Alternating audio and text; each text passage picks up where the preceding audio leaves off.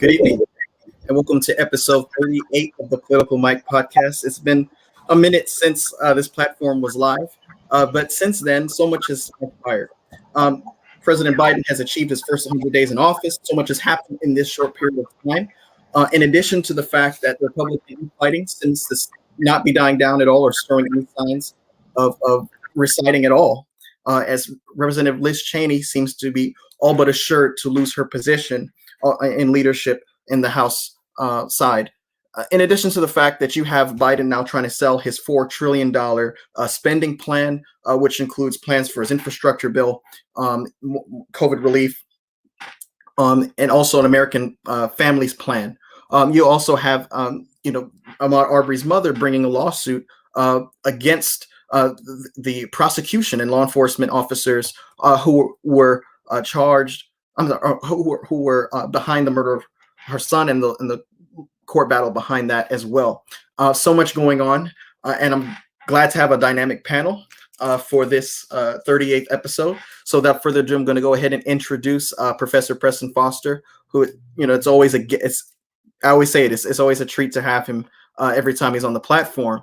Professor Foster is the founding president and CEO of whattheyshouldsay.org Incorporated. Mr. Foster is the assistant professor and program director of public policy at Oakwood University in Huntsville, Alabama. He's also a regular panelist on WJOU's monthly issues and policy radio program. Preston Foster is the former chief marketing officer for Educational Testing Services, ETS, Interactive Marketing Division. He's also served as the executive director of communications and public affairs at ETS in Princeton, New Jersey. Foster served as a U.S. Deputy Assistant Secretary of Education in the Clinton administration, and also won a White House fellowship in 1994. Professor Foster spent his early career years as a national accountant executive at AT&T. He holds a master's of public administration degree from the Kennedy School at Harvard, and also completed executive studies at the Wharton School of Business. Professor Foster holds a BS in business administration at Oakwood University in Huntsville, Alabama, where he currently teaches. Professor Foster, once again, thank you for sparing some time. I know your time is very valuable, so I appreciate that you're here today. So next we have Mr. Zach Tolan. Mr. Zach Tolan is a second year, or now soon to be third year almost, Juris Doctorate candidate at Howard University School of Law, with an eye towards public interest in law and public criminal defense in particular. He was born and raised in Allentown, Pennsylvania. Zach spent most of his youth pursuing opportunities to discuss political, social justice, and moral and philosophical issues. Upon graduating from high school, he was awarded the National Society of the Sons of the American Revolution Valley Forge Chapter Bronze Good Citizenship Medal, based on the qualities of dependability, cooperation, leadership, patriotism, and personality. Zach then attended the George Washington University, where he earned a Bachelor's of Arts majoring in history and minoring in creative writing and political science, and he was inducted into the Phi Beta Kappa Society. Since beginning at Howard University School of Law, Zach has had the opportunity to intern in multiple nonprofit public interest organizations, including American Atheists, a group dedicated to upholding Thomas Jefferson's vision of a wall of separation between church and state guaranteed by the First Amendment, and Environmental Defense Fund, a group dedicated to protecting the environment and advocating for social justice through an environmental lens. Zach, thank you so much for joining again. And then I want to also introduce a new guest. We've got actually 3 new guests, and I'm excited to have them all. Elizabeth Rice. Elizabeth Rice is a graduating third-year law student at Howard University School of Law. She'll be hooded in 2 days, actually. Prior to attending law school, Elizabeth attended the University of Connecticut, where she majored in political science and history. Throughout her time in law school, Elizabeth has held various internships, including working at the Federal Communications Commission and NPR Radio. She has also served as a research assistant, a student attorney in the Human and Civil Rights Clinic, and a member of the Charles Hamilton Houston National Moot Court team. After graduation, Elizabeth plans to take the New York bar and assume an assistant district attorney position in New York. Very accomplished, and I've always, wanted to have Elizabeth on here, so I'm excited to finally have her on. She and I actually were working together in the Human and Civil Rights Clinic And, I just saw a lot of brilliance from her then. And I knew, once I started this program, she's someone I definitely need to have on the platform. So Elizabeth, thanks for being here. Next, we have Pedro Alfonso, another new guest I'm excited to have. Pedro was, the former SBA vice president at Howard University School of Law. He was also the former student attorney with the IJEC, former student attorney with the Fair Housing Clinic. And following graduation, Alfonso, he will also work at Hessel Aluz and O'Leary PC, where he will work on affordable housing matters. He's also going to be receiving his hood in 2 days, actually. So Pedro, thanks for being here, man. And Maya Perry, another new guest I'm excited to have, is originally from Durham, North Carolina. Prior to law school, she worked as a paralegal and served as a graduate Senate intern in the North Carolina General Assembly. Recently, she graduated from Howard. Well, she's going to be graduating from Howard University School of Law very soon, in 2 days as well. There's a trend here going on. So during her time at Howard Law, Maya served 2 semesters with the Howard Law Human and Civil Rights Clinic.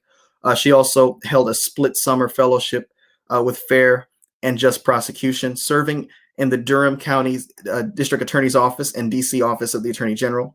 She has interned with the NAACP Legal Defense and Education Fund, and as well as the Citizens for Responsibility and Ethics in Washington, better known as the CREW, CREW, a government ethics watchdog. Upon passage of the DC bar, which is going to take place in July, Maya is looking to continue her career in public service with a policy council position focused on voting rights and elections work, which is necessary more than ever before. Maya, we seem to have similar backgrounds. I'm also from North Carolina and also had some kind of experience with the district attorney's office. I'm excited to have her here, and excited to have the wealth of knowledge she's going to bring to the table. And last but not least is Professor Fred Cook, another favorite professor of mine, who was born and raised in the District of Columbia. He attended the District of Columbia Public School System, graduated from McKinley Technical High School in 1965.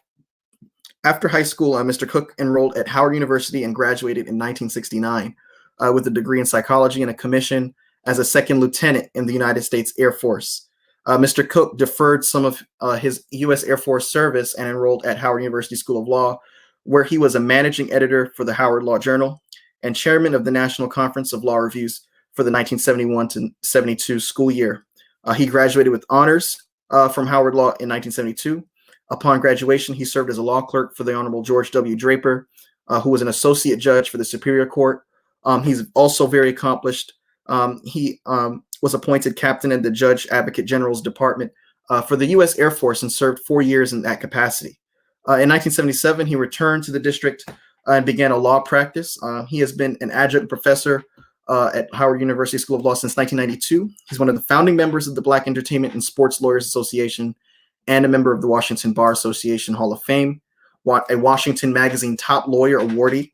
He also serves on several boards for not-for-profit organizations, and he is a member of the Omega Psi Phi Fraternity Incorporated. What a panel, guys. What a panel. So I want to start off by addressing, we passed the 100-day mark of the Biden administration. Biden has given his first address to a joint session of Congress, which is a big deal. We don't call it the State of the Union address, but, it's equivalent to one, in which he laid out, a very progressive agenda, but he was able to artfully deliver it in such a way where he wasn't, antagonistic to the other side. In fact, there was a part in the speech where he said, look, if there are other ideas that are better, I'm open to hearing them. I welcome them. I want to get your thoughts on that speech in the first 100 days. How effective do you think the Biden administration strategy is? Do you think that they're, have they learned from the Obama early years? And, your thoughts on Senator Tim Scott's rebuttal. Anyone can jump in, please. Well, I think his unifying message, America is moving forward, trying to bring the parties together, is very consistent in what we've seen with President Biden so far. When he was first elected, he had that same rhetoric. So I think he's sticking with that. And that's something that he's really trying to effectuate, is Republicans and Democrats working together. I've talked to a lot of people about his first 100 days in general, and a consistent theme that I hear is that people would like to see more on criminal justice reform. But again, he's really focused on his infrastructure plan and environmentalist efforts. And so those are things that stood out to me in listening to his speech to the joint session of Congress. Yeah, I have to say I agree. I do think he's been consistent as far as, playing his role in that more moderate position. That's kind of, the purpose of getting an administration like his, someone who can kind of help bridge the gap that's been forged these last couple of years. But also, again, to the same sentiment, as someone who's very criminal justice reform minded, I have to say I'm disappointed in these first 100 days. I think there have been, of course, great strides, specifically in comparison to where we were prior to. He kind of started from, below ground zero, if you will. So I think there has been great strides made, but I'm a little concerned that, this address, as well as some of the others, there tends to be this use of issues that I hate to say, but almost in like a buzzword sense, like it gets appeal in the moment. It kind of helps bridge the gap. It makes both sides feel heard. But I'm looking for the action and the execution to follow the rhetoric as well. So I think that's maybe where I feel a little bit disengaged. But I do think he did a good job on speaking on all of the different issues that have plagued everyone's mind these last few months, and address them, maybe not in the most detail, but with enough sense of urgency and like a genuineness that people could feel that he is trying to prioritize these things. But I just like to see it go a step further. Yeah, my take is a little bit different. And first, let me say congratulations to you, Michael, to you, Elizabeth, to you, Maya, and to you, Pedro. What you've done is a big deal. And you should feel very good about yourself. And I feel better about America that you'll be out there on that wall for us. And Professor Cook, it's good to see you again. Zach, it's great to meet you. My take is a little bit different because I was someone who was not for Joe Biden because I didn't think he was progressive enough. And so I've been pleasantly surprised with his progressive politics. If you watched Bernie Sanders during the speech, Bernie Sanders was beaming. But having said that, I give the president an A on his politics in the first 100 days. His priorities were obviously the stimulus bill and getting COVID vaccines in people's arms. But past that, my priority, even above criminal justice reform, is H.R. 1. Because if we don't have our voting rights, and you can see what the many red states have done since the November elections, if our voting rights are not protected, everything else politically will go down the drain very quickly. And that is the point of most resistance, because the Republican Party can do nothing right except count votes. And they know that if there's free and open access to the polls, if they don't change their political positions, they'll be in a minority position long term. So until H.R. 1 is passed, I cannot give the president a higher grade than an A- on his policy. Also, very quickly, I'm looking for the president to follow through on what he said. What he said was actually the most progressive agenda since Lyndon Johnson was president. And he said it clearly, and he said it without apology. And he said it in a way that made it hard for Republicans not to applaud when he was saying it. So I'm hopeful, but until we implement those policies, I will hold my full applause. And I want to ask, because, in the speech, in addition to the infrastructure proposal, in addition to the American Families proposal, in addition to saying, look, I'm not going to raise taxes over folks making less than $400,000 a year. He surprised a lot of folks by calling for the George Floyd bill to be passed by the anniversary of George Floyd's death. I want to get your thoughts, panelists. I know there was some pushback on, his approach to criminal justice. Do you think that was enough, or, do you agree? Do you take the position that that's not realistic in the time frame we have, knowing the hostile or obstructionist Republican legislatures that he has to deal with in order to get something like this through? Well, I think that, and congratulations to all of you wonderful young folk who are going to become members of my fraternity of Howard Law School alumni. Welcome as the old guy and one of the really old graduates of the school. I was there with John Mercer Langston, if you guys know who he is. And me and Johnny are happy to have you part of our group. But I will say, and good seeing you again, Professor Foster, and Mr. Tolan, you're going to be graduating next year. He was in my class, and he's actually still talking to me. So he must have done okay grade wise. So I'm good about that. I think that part of what Joe Biden has done, and I do think these are very important statements that he's made, and a good PR to what he's done in terms of laying out a fairly aggressive, progressive agenda. And largely, Joe Biden is actually talking to the American public at large, as opposed to the Republicans in the Congress, because the Republicans in the Congress have a whole different agenda than folks out in what we call it from DC, maybe the hinterlands. And I think he is delivering a message, a series of messages to those folks out there whose lives are not what they want them to be, and some hope of what it can be if things are different, if we have infrastructure, if we have HR1, if we have the George Floyd bill.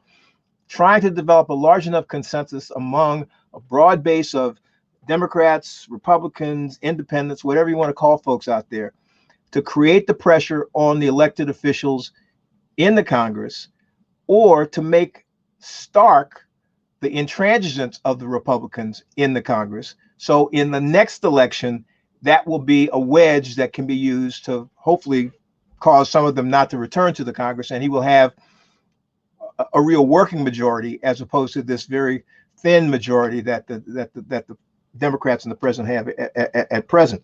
So I think it's a pretty well thought out strategy. I think his call for bipartisanship is genuine, because I think that's who he is. But he's also, I think, pragmatic enough, and has enough people around him who are pragmatic enough to understand that folks are just not going to sit across the table with Joe and have a beer and come to a happy compromise. These guys are committed to a different way of doing business. Mitch McConnell said today, my job is to oppose everything that President Biden does. So it's not even the facade of an argument of bipartisanship. My job is to oppose everything this guy does. And so when you have that attitude, there's really not much you can do except heighten the contradictions and hope in 2022 people will be frustrated with that kind of oppositional behavior and send some of those people home. Yeah, what's also interesting with this whole debacle is that that parallel goes directly to the first few years of Obama's presidency, when he was on record saying our job for the next 2 years is to ensure that Obama does not get a second term. And now he's saying, look, the Democrats want to brutally, that was the word he used, brutally go through this process and use the slim majority they have to get something through. But he said, because of their slim majority, anything they get passed will be fragile. I want to get your thoughts on that assessment. Do you agree or disagree? Yeah, but no. I mean, I agree, because if you push your agenda through with just brute force, just with the brute force of the numbers that you have today, tomorrow when you don't have those numbers, the other guys will brutalize you going back the other way. The difficulty is, and I think Mitch McConnell and the Republicans in the Congress are smart enough to see this, much like with Obamacare, if you give people something that they like, if you give people something that they need, it's really difficult from a political point of view to take it back. And so what Joe Biden and Democrats are hoping for is, if we give people things that make their lives better, these Republicans can't take it back except at their extreme peril. And so, yeah, the risk is, if the public doesn't really perceive it as a real benefit to them, then they'll send you home and bring in some new rascals, and they'll change it back. But I don't think that's going to happen, because I think the things he's talking about really are things that people want, or people feel as though their lives and the country will be better off if those things happen. I think Professor Cook just nailed it, and I just want to reinforce it because his point about giving people things that they like that improves their life, like Obamacare. Think about how many times the Republicans have said since 2010 when it was passed that they were going to overturn Obamacare. Think about how many votes were taken in the House. Think about how many times Donald Trump said we're going to repeal and replace, yet none of that has been done. Because they know it is like Social Security, it has become another third rail politically. And so I think the priority politically is to continue to give people things that directly impact their lives so that, as Professor Cook said, they cannot be taken away without a political price. So I want to ask, oh, go ahead, please, Maya. No, I just wanted to say really briefly, I agree with that approach, and I think that is what they're doing and what makes the most sense for them. But I'm just curious, sorry, Mike, because I know you're the one asking the questions, but I do have to know, how do you guys see that being the case with something like the Justice and Policing Act, where there isn't, or at least in my view, a way to write something like that in a way that the majority of citizens feel like we need this? Of course, the Black community, people that are, at the hands of the state-sanctioned violence really feel the need, but so many others don't. And I'm afraid, one, that Joe Biden happens to be one of those people who does not recognize the urgency maybe as much as he puts out that he does. His actions kind of show me otherwise. So I'm just really concerned that something like that type of piece of legislation that is vitally needed, again, another one like the For the People Act, which we know is vitally needed, but if there's not that, public sentiment from a majority of how important that is, then what does that mean for the strategy of, pushing things that everyone, needs? I think, it's politics. I mean, it's you win some, you lose some, and some you push down the road and you try to win later.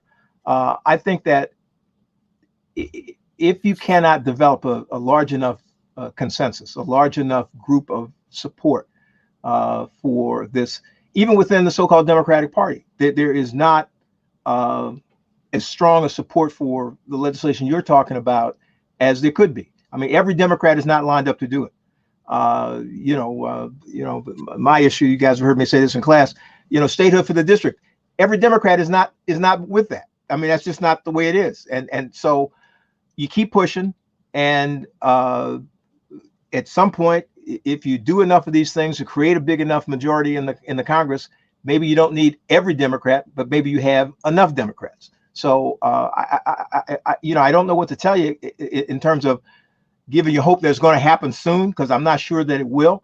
But I think it's something that you have to begin the discussion and continue the discussion and continue the discussion until we get to the point where it has enough traction to cause enough members of Congress to vote for it.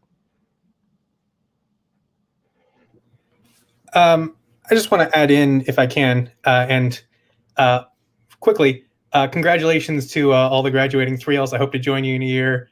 Hello, Professor Foster. Good to meet you. And Professor Cook, it's great to see you again. I very much appreciate the class. I miss not having it anymore. You're up there in Allentown. You don't care. Yeah. But I just wanted to sort of connect to something that Professor Foster said earlier, referencing LBJ.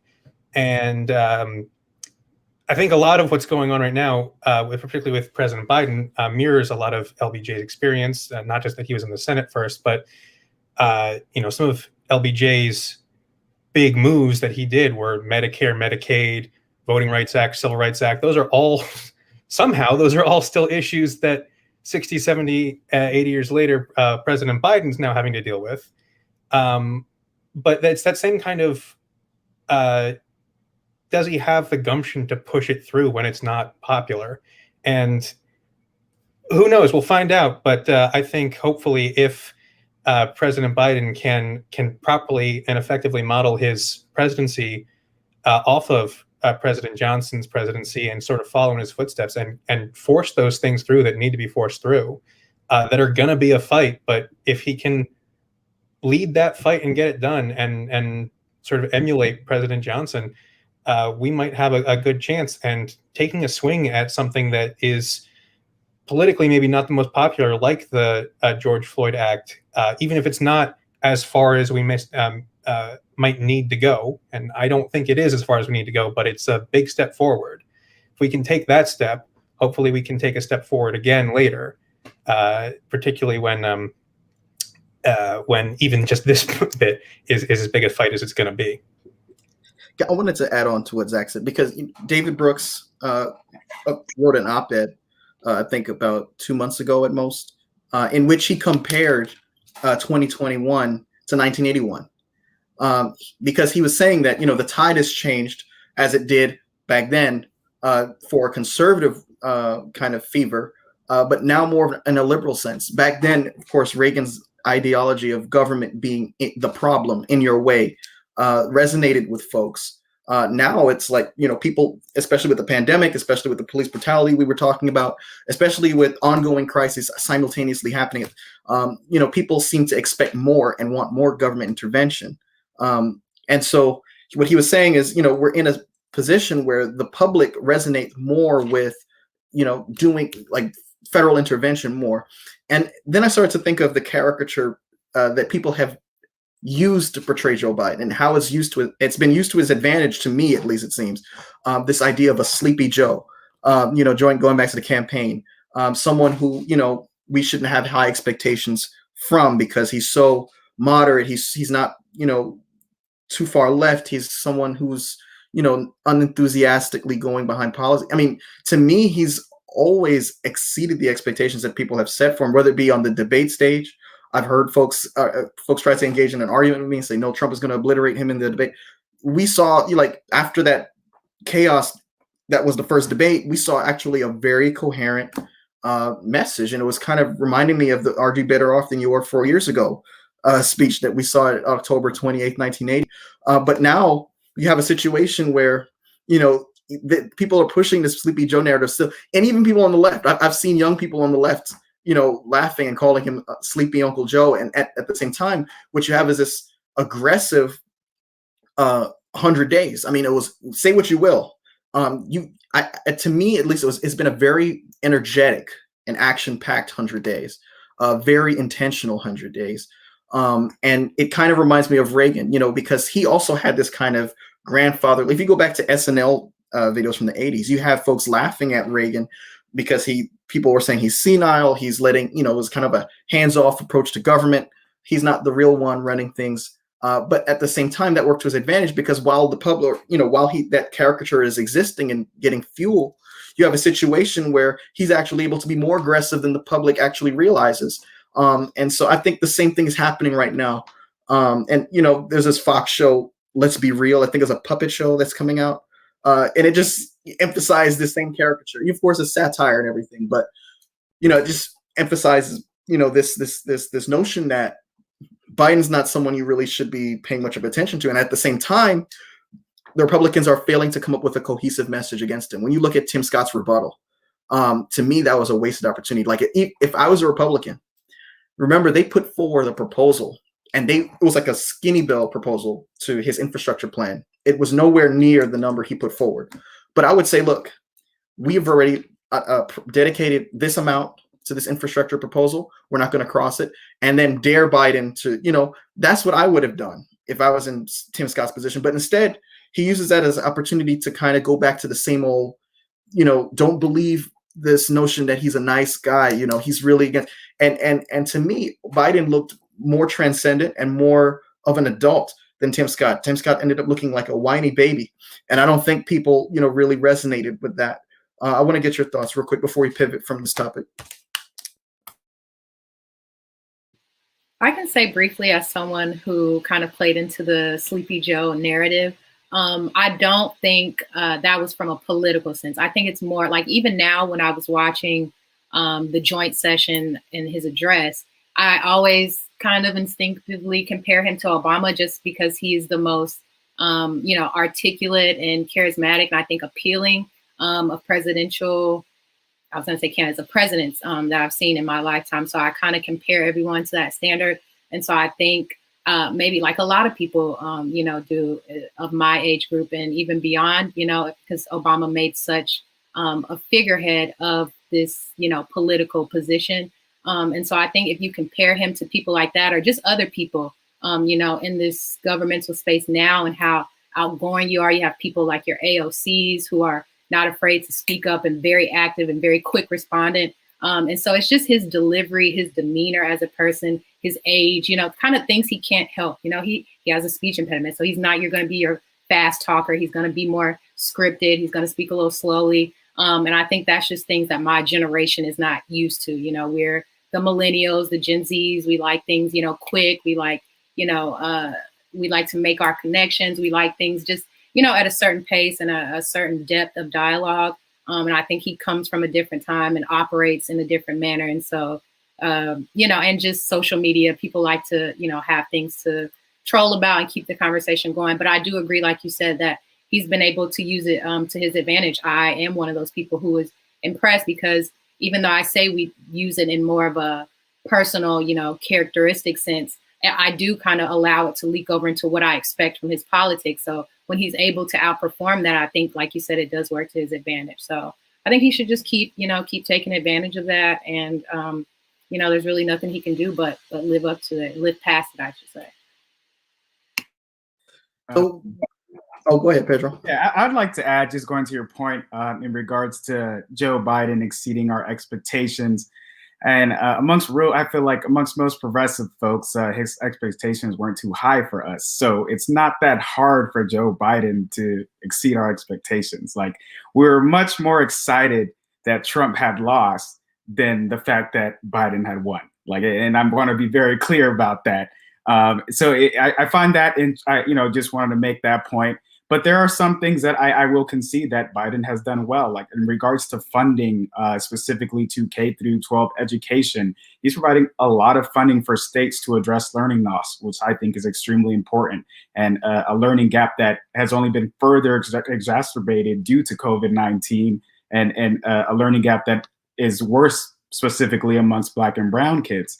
The funding is going to be there to hopefully mitigate the effects of this learning loss, which I have to give it to him. Like, the guy was able to get it done. In regards to other things that were mentioned on the show, like he during this program, like some of those things he hasn't been too effective with, but I will have to concede in that area in regards to education, K through 12. There's billions of dollars going to states right now specifically to address learning loss, which is a concern to me. As regards to, students who are outside the classroom for a year, maybe a year and a half. Some people were unable to log online. Some people were unable to log on to classes. And this is an issue that was going to affect the whole generation of students. So I think that's a good job on Joe. So I wanted to pivot because another story that's taking up, the headlines is that the Republican Party seems to be gearing towards stripping Liz Cheney of her leadership positions. What's interesting is that if you go back a few months when they had the same opportunity to strip Marjorie Taylor Greene of her positions, there was a huge hesitancy, and in fact, it didn't happen. But now that Liz Cheney has said, Trump's accusations, what the media is calling the big lie, that the election has been stolen, was illegitimate, no grounds to support that. He lost a fair and free election.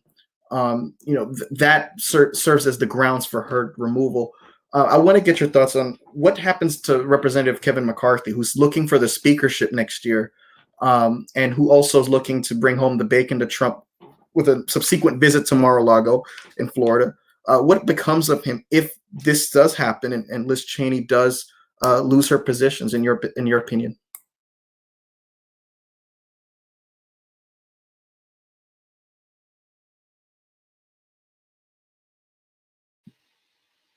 I guess I'll just say briefly, in terms of, I don't know, it's tough to say, one, because, Trump is so unpredictable, but in terms of, McCarthy's favorability towards his position, I think it's just a matter of how he chooses to respond if and when this happens. For me, I think my biggest concern, I should say I don't really pay as much attention to things on that side of the house as I should, but I think it just kind of makes the legitimacy of the party in general is kind of in question when you have someone who is, stating something not even along partisanship lines, but just basic data and research and really trying to push the country forward. And her party is not supporting her in that. So I don't know, while it may, I guess, do something for McCarthy in terms of having that rank, I'm not sure it may necessarily be a rank to be desired if the party itself is suffering after not upholding what we know is the truth. And I think just going off of what Maya said, I think the Republican Party, you kind of hinted at it when you said that he was acting like a big baby and that Joe Biden showed that he was an adult. All of these things point to the fact that the Republican Party is in a major period of transition and honestly like turmoil, because it's kind of the situation that the Democrats faced when Hillary Clinton lost, of like rebuilding, rebranding. And I think that the Democrats were successfully able to do that, obviously, and get a Democrat elected to the presidency. And I think that for the Republican Party, that's become a challenge because a lot of their base is older.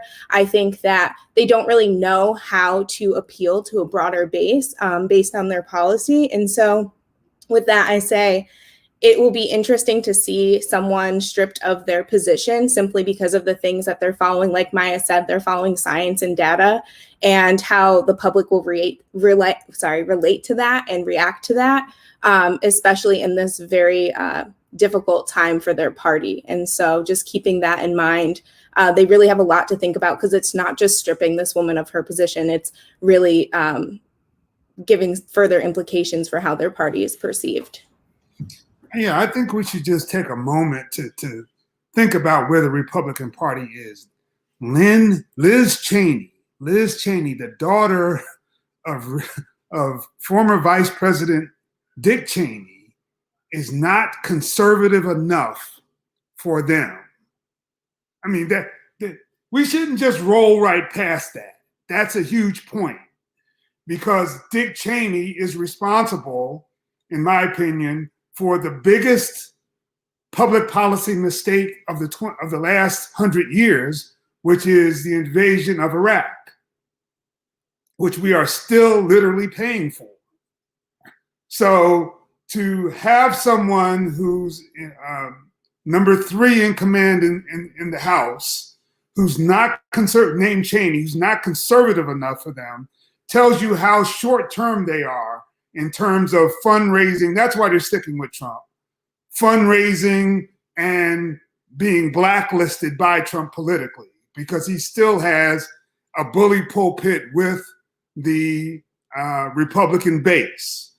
So I think that that's notable, but I also thought I would never say this. I want to congratulate her for her patriotism, because there is no political upside to what she's doing. What she's doing is trying to be a good, loyal, patriotic American.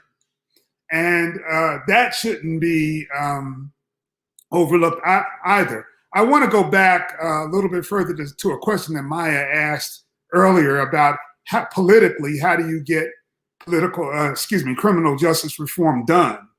And this, again, calls for some irony, because when Lyndon Johnson passed the Voting Rights Act of 1965 and the Civil Rights Act of 1964, he partnered with Republican moderates.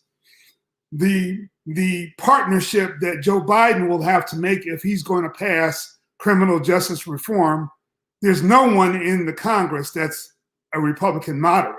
The Republican moderates that he's going to have to work with, ironically, will be the Fortune 500, will have to be corporate America. Because you see that corporate America hasn't largely embraced Black Lives Matter. Not because they're righteous, but because it's good business. And so I think that there will be some kind of trade-off between corporate America and the taxes that he wants to raise on them for their support of the criminal justice agenda, the criminal justice reform agenda. Yeah, that makes. Oh, sorry, Mike. Oh no, I was gonna say, that makes a lot of sense, actually. To your point, because I guess, like I was saying again, my fear is just that if you're, his whole selling point is being this moderate consensus building, likable from both sides. And as we see, my one concern, not the greatest historian in the world, but I want to say the polarization in parties back then under LBJ in that era is not quite what it is now. So I wonder what that adds in terms of like the context of which he's trying to, make these reforms. And then the other thing is on that point, the lines I feel like are so drawn in the sand now that you can't appease both sides. Like, how could you appease both sides when it's very clear, from the public perspective that there is pro-law enforcement and anti-law enforcement and calling for a total abolish, defund. Like, they're so polarized. What is there to do? And you said, and I very much agree that corporate America is going to play a great role in that. But I don't know if it's enough, especially, I guess, because I have such a sense of urgency. I think it should have been passed yesteryear. And so I'm just anxious about it, I guess. Well, yeah, I encourage you to keep that sense of urgency. That's important. That's an important ingredient. But, I will do what I did to Mr. Toll and Mr. Taylor. I will play the old person card now. I was a student at Howard University, in high school at Howard University during the civil rights struggles and the Civil Rights Act of 64 and 65. And one of the things that's different today than then, among many things that are different. Clearly, as you said, Ms. Perry, there's not the same sort of lockstep party affiliation nonsense that there was before. But make no mistake, there were absolutely, totally 100% committed segregationists in the Congress of the United States who had no interest whatsoever in letting Negroes vote. That was just not going to happen. But part of what was the difference is that Lyndon Johnson was a product of the Senate of the United States. He was a racist. He was a segregationist. But like Liz Cheney, he was also a patriot. He believed in America. He believed in the story that was told. And whether or not he personally wanted to have dinner with you got to be irrelevant for him. He told stories about how his maid, housekeeper in the White House, was badly discriminated against on her trip back home, and she came back to the White House and told him, and that moved him because he knew her. She was a good Negro. He wanted to help her. Lyndon Johnson was ruthless, and he controlled these members of Congress, extorted them to get them to vote in ways that were not in their short-term political interest. And Lyndon Johnson said, and you can look at his memoirs, he tell you, he knew that jamming those members of Congress, making them vote for that law, was going to cost the Democratic Party the control of the South, because those people were going to leave the Democrat Party and become Republicans, which they have done to this day. But he was willing to do that because he thought it was right. He was a sufficiently brutal person that he basically coerced people into doing it. He bribed them with federal money. He coerced them with threats to reveal their personal peccadillos to the public. He did anything he could to force them to vote the way he wanted them to vote. And that was successful. Analogy. The money is what drives this thing now. It's not so much strong political connections and the personalities of people like Lyndon Johnson and members and people in Congress of that ilk. So now it's about money. Who's going to get the money, control the money, use the money to get elected? And if, as Professor Foster says, if it's good business to support these things, Joe Biden, Democrats, people who give a hoot, have got to convince corporate America to deny Republicans the money they need to run the campaigns that will win. And if you can do that, they will do one of two things. They'll come around, they'll hold their nose and vote for it, or they'll perish politically. And I'm good with either one. So I'm sorry about earlier. There was a blackout of all times in this neighborhood, and it kicked me out. But I don't know if the question came through, if the internet problems kicked in, but I don't know if it was addressed. But I wanted to touch on what seems to be the fate of the Republican Party, specifically the fate of Kevin McCarthy, who's looking for the speakership next year, because it seems as if it's all but certain that Representative Liz Cheney of Wyoming, a state that went strong for Trump, and I think in the polling it went, Alabama and Wyoming were switching places as the top states, the top most red states this past election cycle. What do you think happens to Kevin McCarthy? Not just Kevin McCarthy, the party as a whole. You even have Steve Scalise now calling for, Cheney to be stripped of her title positions. And then you also have Kevin McCarthy being caught on a hot mic, saying that, I think she's got real problems. He told Steve Ducey off air while on a live segment of Fox and Friends. He said, I've had it with her. I've lost confidence. Well, someone just has to bring emotion, but I assume that will probably take place. Was that by any accident that was leaked? And what is your assessment of, where the GOP is headed towards if they do remove her from her positions?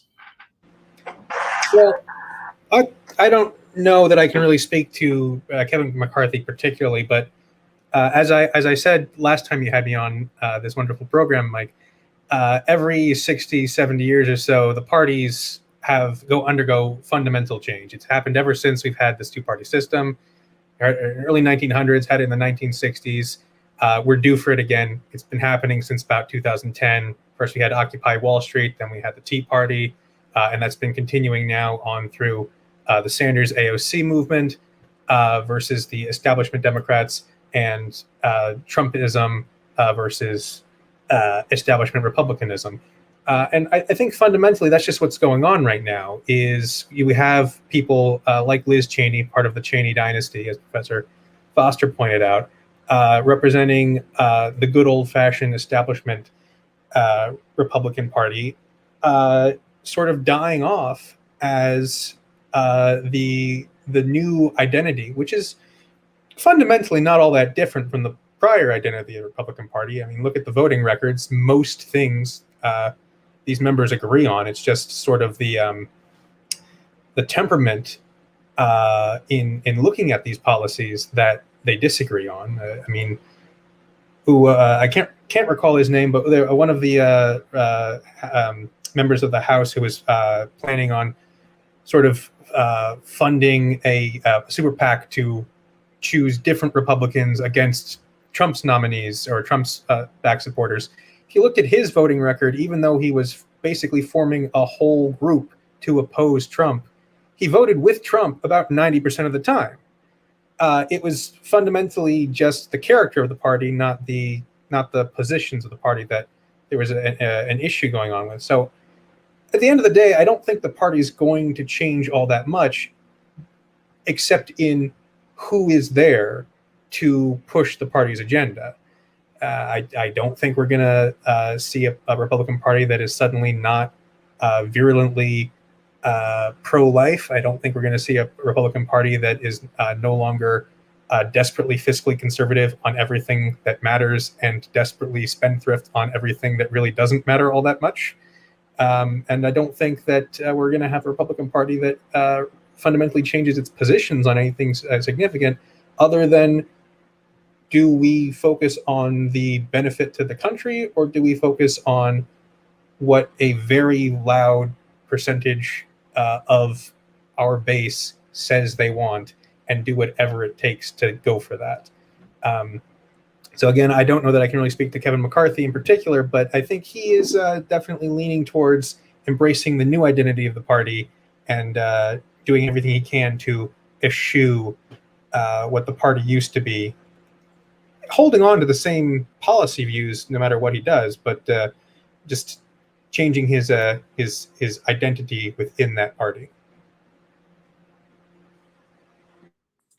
I would venture to say, just briefly, I'm not sure if I think there will be a complete shift in the party, or maybe not so much now, maybe a little bit down the line. But I think now the most that I can see is just the split in general, which is already kind of happening with your more, QAnon kind of radical, even though they refer to the left as radical, the more radical right, versus like your typical more conservative, but still politically correct right wing. So I think this is going to be a situation that only contributes to the kind of crack in the party. My only concern or question, not concern, but question is how they'll manage over, the next, in particular, because they're in the minority position now.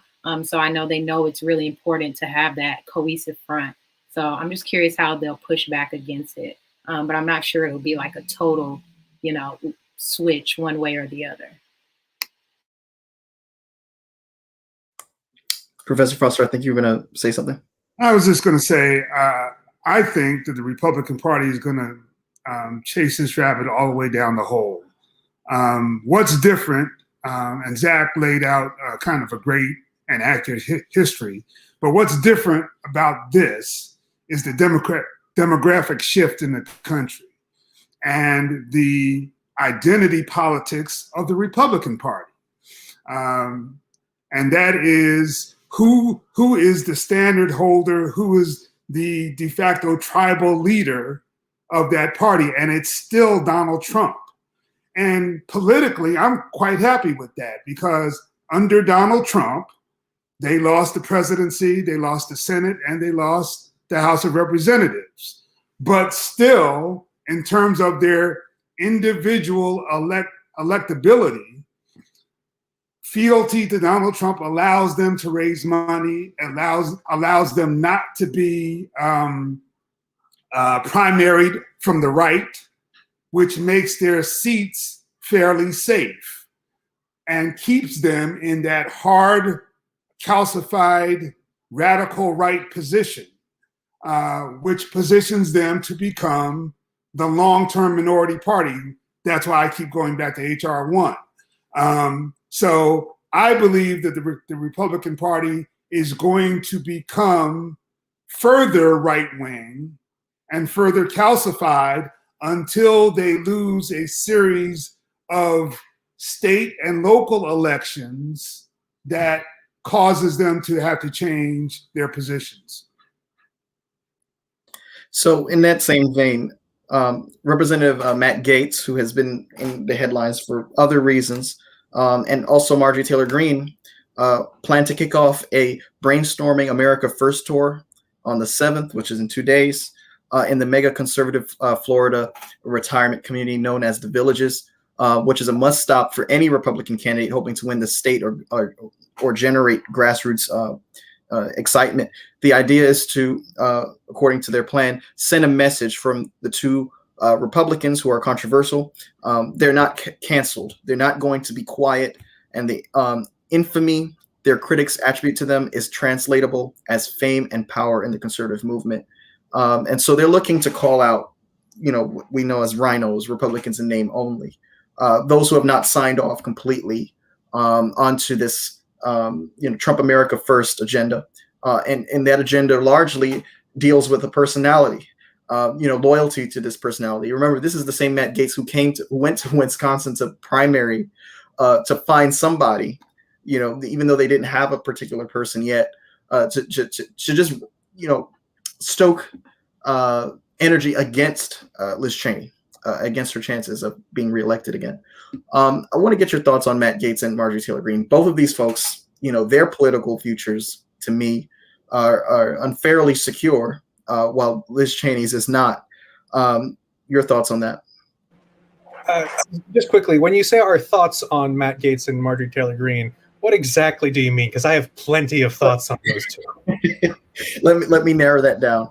So when I say your thoughts, I particularly mean your thoughts on this new campaign to weed out those who have not subscribed 100% to this, what it seems to be a personality cult, to be blunt.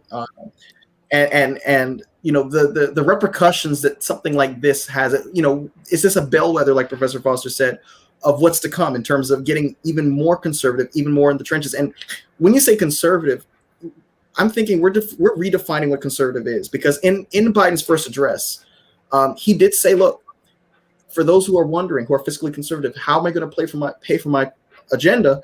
I'm going to pay for it by having the top corporations pay what he called their fair share. But you didn't see any kind of response to that in Tim Scott's response.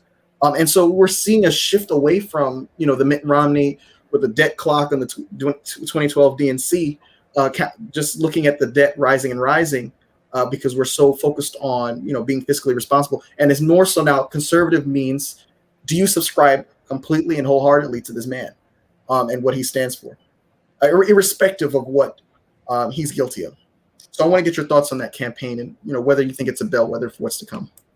Well, yeah. I mean, look, these people are not conservatives, okay? That's not what they are. I mean, what they are part of the thing that they criticize. So the Republicans used to criticize so much is they have a cult of victimization. They are victims in their minds, okay? They are victimized by Black and brown people taking their jobs from them. They're victimized by people being told that they come from a history of racism that in America.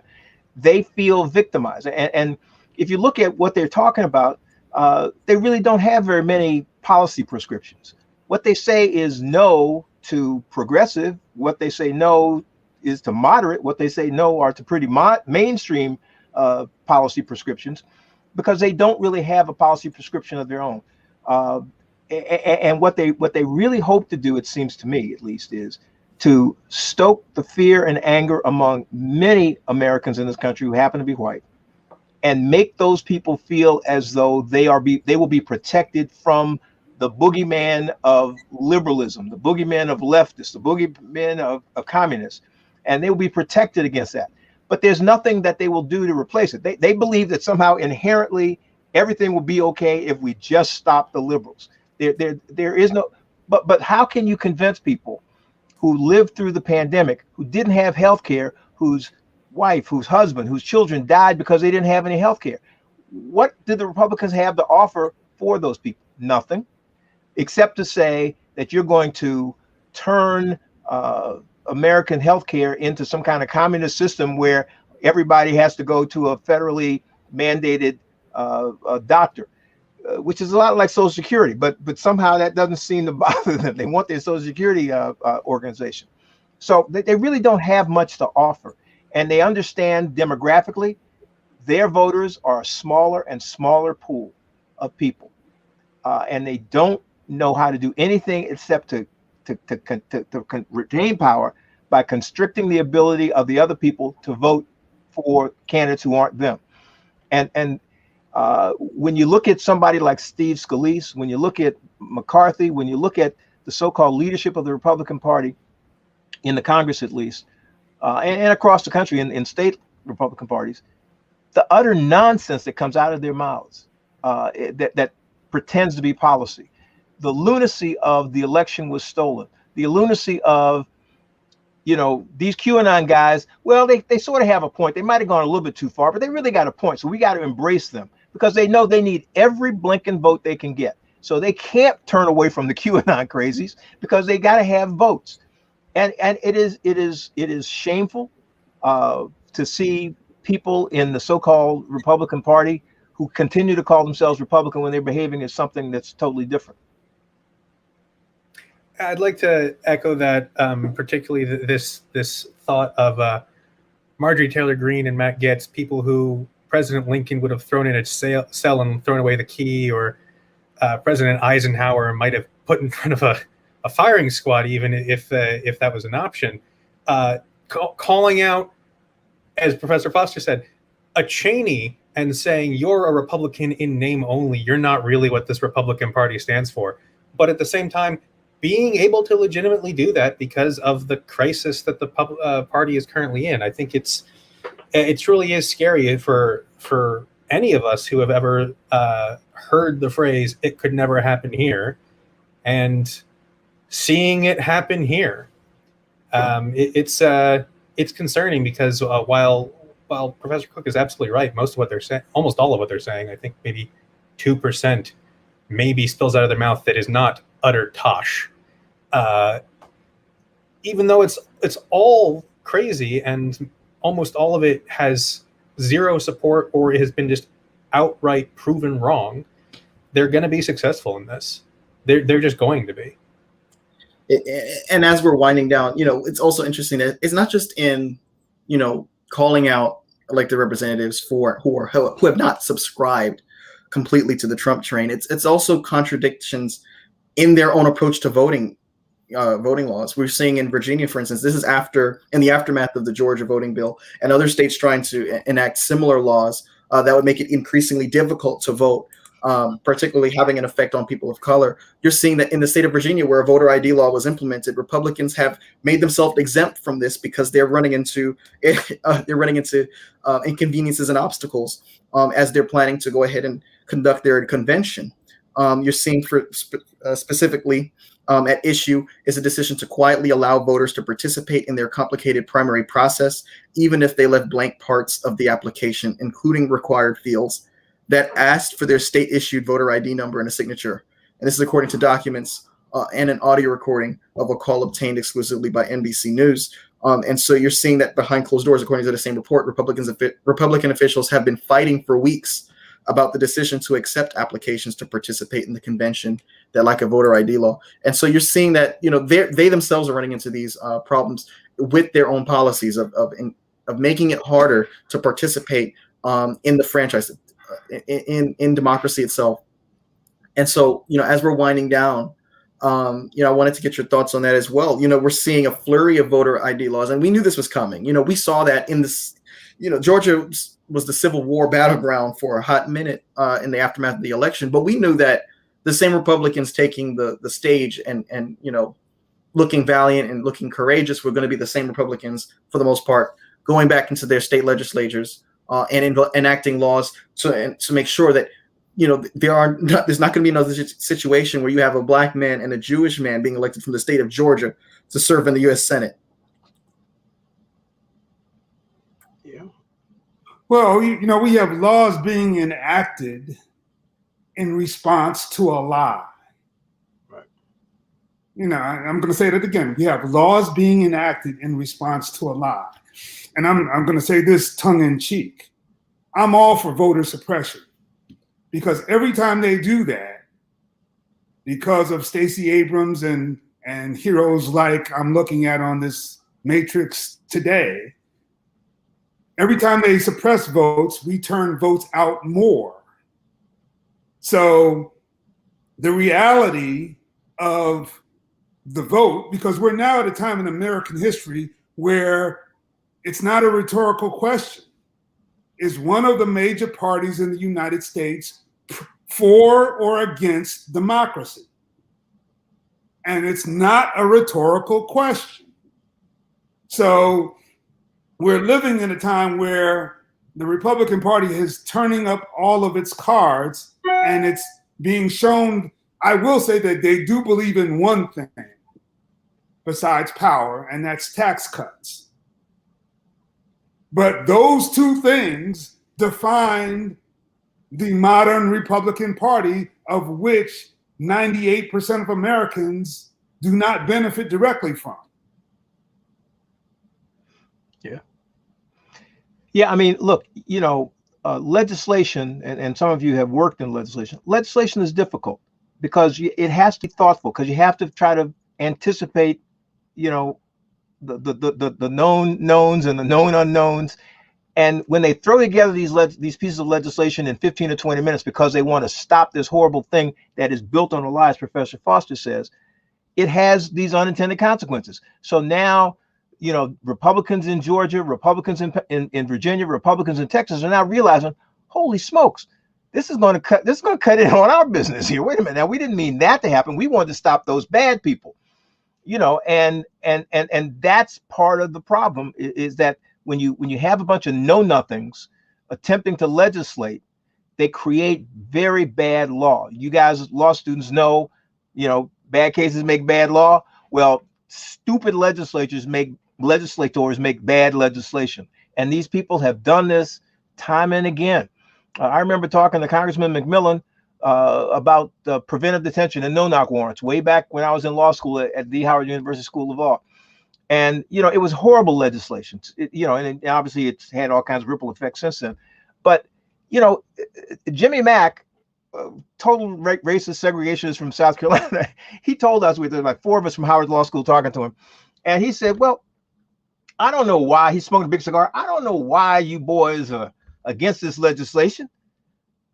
You're good niggers. This is not for the good niggers. This is for the bad niggers. And I was like, holy Jesus, what have I walked into? But my point is not that he was a buffoon and a clown, but because they only have one thing on their mind. I want to punish somebody. I want to do something to stop somebody. And they really aren't legislating from a point of view trying to be clearly, sincerely diabolical. They could create legislation that was really and truly diabolical, that would have the effect that they want, but they don't have time to do that. They are in such a rush to show their constituents, to show Donald Trump that we are tough on these people. We're going to stop this voter fraud, that they haven't really thought through what they're doing. And maybe that's the good news, is that they'll wind up in court and lose.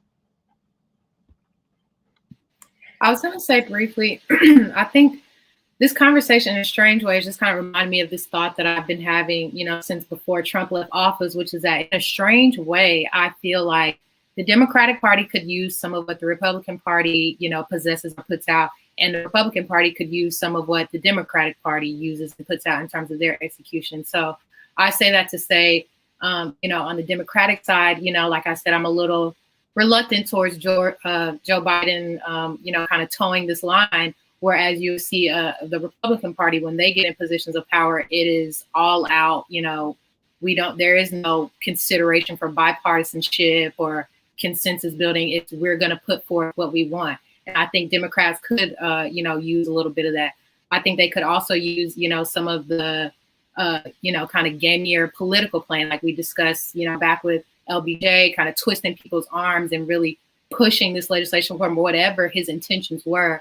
I don't think he was afraid to really play the political game. And I think Democrats could use that a lot. Now, on the same side, I think Republicans could use some of what Democrats have done and are maybe not over, because you can never care too much about the issues. But I think now they're kind of getting to a point where, the Democratic Party just wants to be this catch-all. So it's like, oh, you care about this issue? We can take care of that. We can take care of that. And they put so many things in their bucket, without really focusing in and narrowing down on things. So I think the Republican Party could use some of that in terms of narrowing down some real, policy initiatives and issues centered around what the public actually needs, and push those things versus being so anti everything else that they forget to be pro something for themselves. So I just think, and the other point that I was going to make is, it worries me that, what we're all saying about the future of the Republican Party just kind of underpins the fact that they are moving away from being fact-based, truth-based, research-based. Like, what is our country, our democracy coming to when laws are being passed based on a lie? Like, it just kind of scares me to think that these people can hold power and, keep winning elections, keep raising money, keep, having a platform, when we all know that they're not even telling the truth. Like, what does that say for the Republican Party, who, in the past has been very numbers-based, very science, well, I won't say very, but, they weren't so theory-based, conspiracy-based. And to see them move away from that, whether I agreed with their old policy, I felt like it was at least rooted in some sort of truth, their truth or whatever. But getting away from that is what scares me the most. And that's what I see with this campaign from Marjorie Taylor Greene and Gaetz and other people, is just that willingness to play into the, identity politics and completely leave truth and reason in the wind. I don't know what that's going to do for us, but we shall see. I just want to thank each of you for what you brought to the table. This was an incredible episode. And of course, I always end each episode wishing that I had a little bit more time. But I want to thank you all for what you brought tonight. I mean, this was a dynamic discussion. And I really enjoyed having a lot of my fellow classmates on the panel discussion with me tonight. It hasn't registered with me that we're done. And this is just between us. Okay, this is a secret. But this is how I got up this morning. I was literally talking in my sleep, trying to explain to one of my professors something about my remedies exam or something like that. Like, that's literally where my brain is still. but it hasn't registered. But once we get hooded, I'm sure it will. But I want to thank each of you, Elizabeth, Maya, Pedro, Zach. Thank you, man. I mean, every time Zach's on, it's always a wealth of knowledge and profound information that's going to be there. It's bound to happen. Professor Foster and Professor Cook, two dynamic folks. I had to have you at the same time for bringing the political mic back. So thank each of you. I want to thank each of you again for what you bought. I want to encourage those who tune in regularly, or whether you're tuning in for the first time, again, like I always do, to make sure that you're plugged into reputable news sources, sources that are backed by fact and not by opinion, and compare and even challenge your own biases, and that's the way we're supposed to engage in this democracy as informed citizens. Thank you each for making the episode 38 of the Political Mic such a great one. With that being said, I just want to thank you once again and have a good evening.